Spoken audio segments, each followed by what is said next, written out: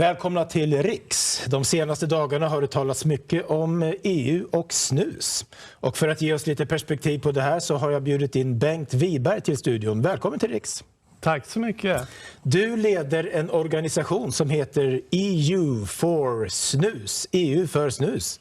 Vad är det för någonting? Ja, det började för några år sedan så blev jag inbjuden och en snuskamrat från Tyskland inbjuden att åka till snusrättegången i Luxemburg av New Nicotine Alliance i England. Och där var vi. Och det som sades där, att snus har ingenting med att svenska män har slutat röka att göra. Utan man menar på att svenska pappers pappaledighet och svenska mäns hälsosamma leverne var anledningen till att man har slutat snusa i Sverige. Slutat röka i Sverige. Och då tändes idén, kom på hashtaggen EU for snus. Vi började sätta fart på sociala medier och idag har vi medlemmar från alla länder i Europa, 100 länder sammanlagt. Vuxna män och kvinnor där över 84% är före detta rökare som har fimpat för gott med hjälp av snus. Du som kan där, kan du ta det här nu med Sveriges undantag när det gäller snuset? Det har ju handlat en del om det. Vad är det vi har för undantag här i förhållande till de andra EU-länderna?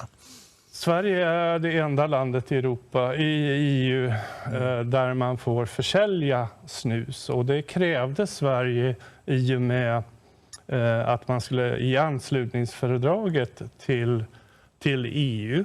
Och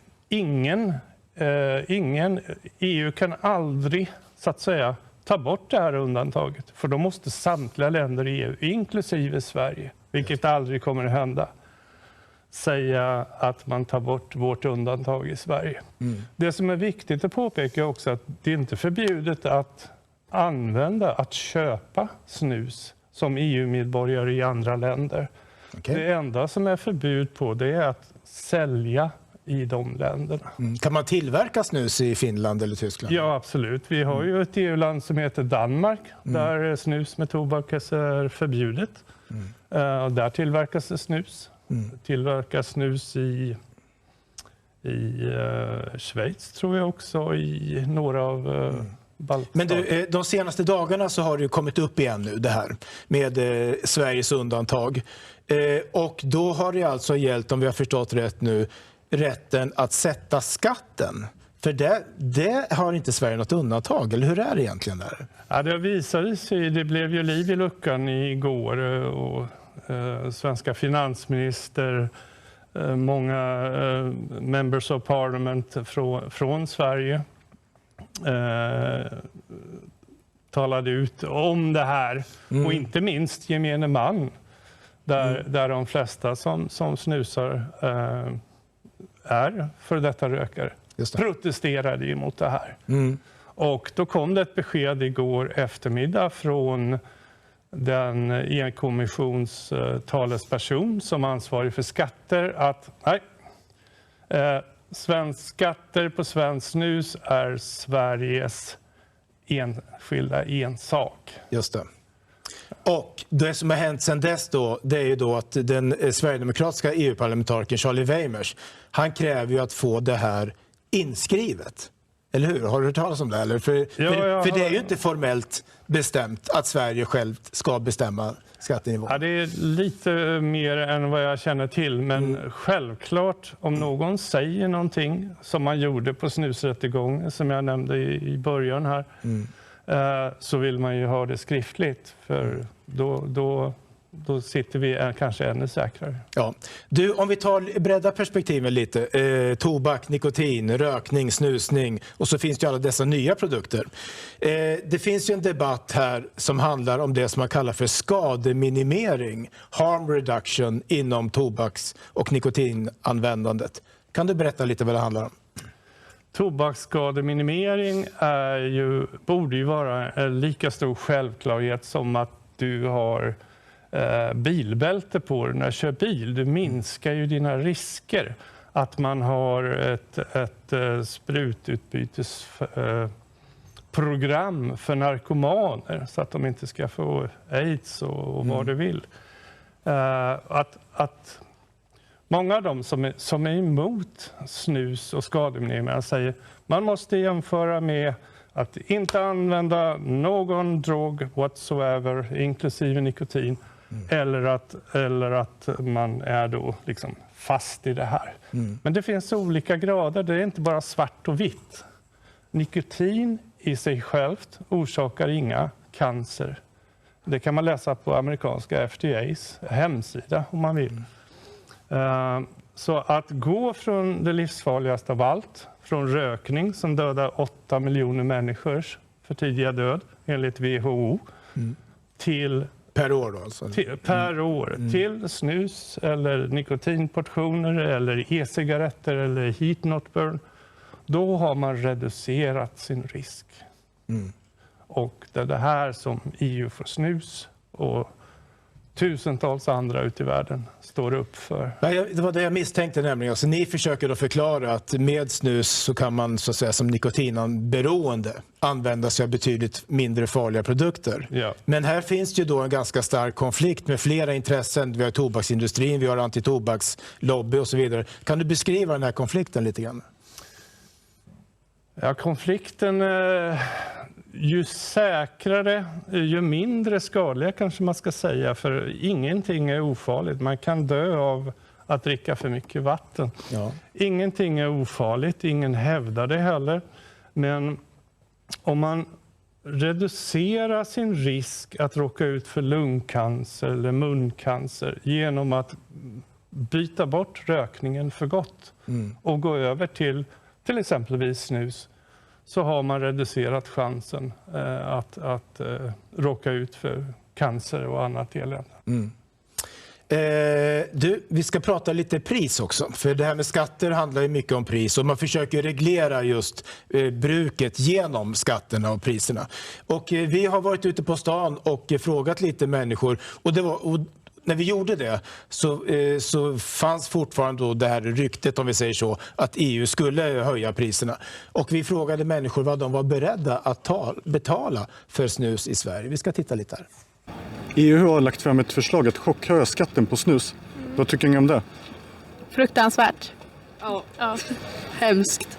Jag tycker det är fruktansvärt. Om det nu är som de säger att det är 62 kronor som ska höjas och att EU bestämmer vad vi ska stoppa i våra munnar, det är för mig en helt främmande sak. Så nej, fruktansvärt. Vart går er smärtgräns för vad ni kan betala för snus? Alltså så som det är just nu helst, men kanske 10 kronor extra, inte mer. Men alltså, jag tycker redan det är dyrt. 10% kanske är rimligt. Lite mer kanske man kan tänka sig att betala alltså, men inte mycket. Hur är det egentligen med beskattningen av snus i Sverige om man jämför med cigaretter? Det tror jag att alla är överens om, att det är mindre farligt att snusa än att röka. Men är det billigare att snusa än att röka? Om man tänker på skatten. Nej, skattemässigt så det här är omskrivet världen över. Sverige har en av de billigaste. Om man köper ett paket cigaretter i Sverige så är det billigare än i de flesta EU-länder. Så att skatten på snus som är cirka 468 kronor per kilo, inklusive det vatteninnehåll som finns i snus, jämfört med cigaretter, alltså en högre beskattning. Tittar man på nikotinportioner så är skatten idag 200 kronor per kilo. Och när man mäter de här vikten så mäter man ju också vatteninnehållet som kan vara upp till 50%. Man brukar säga att Sverige har världens dyraste vatten när det kommer till snus. Ja. Och vad tycker du om det här? Och tycker du att man snarare borde sänka priset på snus i Sverige? Eller? Ja, och väldigt många andra världen över tycker att man ska beskatta saker i förhållande till relativ risk. Om rökning av cigaretter är 100% risk och vetenskapligt konstaterar man att till exempel e-cigaretter har 5% av den skadligheten. Då borde ju skatterna trimmas i förhållande till risken. Så att man kan få fler att gå från rökning till något som är avsevärt mindre skadligt. Och vad skulle det innebära att man skulle kunna sänka priset på snus, anser du? Eller sänka skatten då? Ja, sänker man skatten på snus och nikotinportioner och även e-cigaretter så kan man ju få kanske de sista procentenheterna i Sverige som röker att gå över till det här. Men framförallt när man tittar ut i resten av EU. Just det. Alltså det är så mycket man skulle vilja fråga. Helt kort bara. Ser du någon möjlighet att EU så att säga, som organisation kommer att ha en friare syn på snus framöver? Kommer att tillåtas i Europa? För man får inte sådana signaler när de vill höja skatten precis. Nej, det är sant. Och som jag sa så satt jag ju med i EU-domstolen när man presenterade det här och man struntade helt och hållet i vetenskap. Det hela visade sig att det var politiskt. Man vill inte ha in en ny produkt och då ska vi veta att snus har funnits i 200 år i Sverige. Andelen rökare i unga vuxna 16 till 26 år i Sverige är nere i 3%. Nu i Norge är det nere i 1%. Man har lämnat rökningen men man har i stor utsträckning gått över till snus istället. Men det finns väl även andra nya produkter alltså där man inte förbränner tobaken? Absolut. En nyhet är ju Heat Not Burn där man värmer upp tobak till cirka 300 grader istället. Så att den brinner aldrig, den skapar inte de här rökgaserna som är det som orsakar cancer. Och en annan fråga som också är intressant här, som jag tror att många undrar och som vi inte har någon som helst koll på. Finns det något politiskt intresse i Sverige idag för de här frågorna? För skademinimering, harm reduction som alternativ till det som är, tror jag, det är vår officiella tobakspolitik, nämligen att allt ska bara ner generellt. Det finns glädjande nog och det här visade sig senast i somras när den tidigare regeringen la fram ett förslag bland annat som innefattade ett smakförbud för e-cigaretter, vilket röstades ner då av en majoritet i riksdagen. Så att idag, vad jag har förstått, så är det Moderaterna, Kristdemokraterna, Liberalerna, Sverigedemokraterna och även Centerpartiet som har tagit ställning aktivt för skademinimering. Och man vill också utreda det här. I socialutskottet förra året så röstades socialdemokratiska regeringens förslag om att man ska låta statens offentliga utredningar utreda olika nikotinprodukters relativa skadlighet i jämförelse med rökning.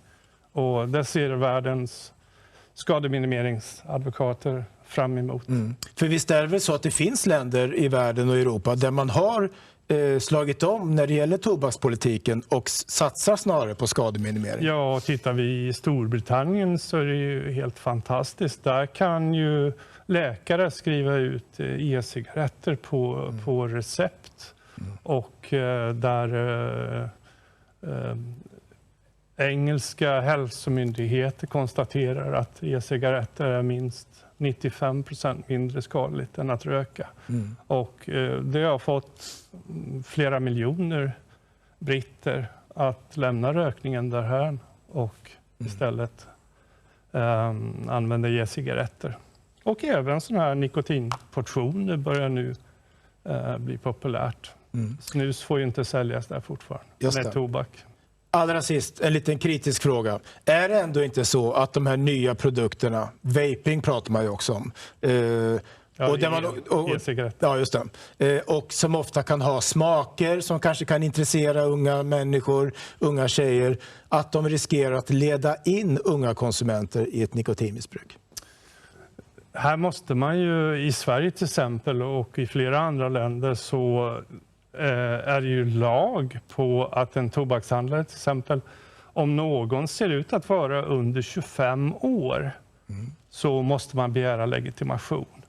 Nu är alla de här produkterna reglerade i Sverige. Det finns en tydlig 18-årsgräns. Det finns ett förbud mot att marknadsföra till personer som kan tänkas vara under 25 år. Man får inte använda personer under 25 år i marknadsföring överhuvudtaget.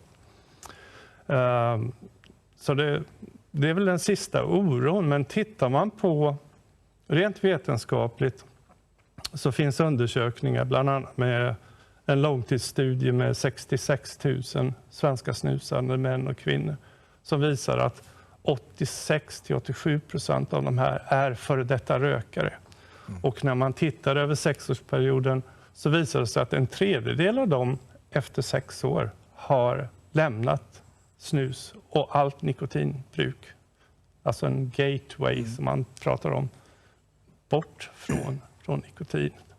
Självklart ska ingen som man inte använder någon nikotinprodukt uppmuntras att börja med det.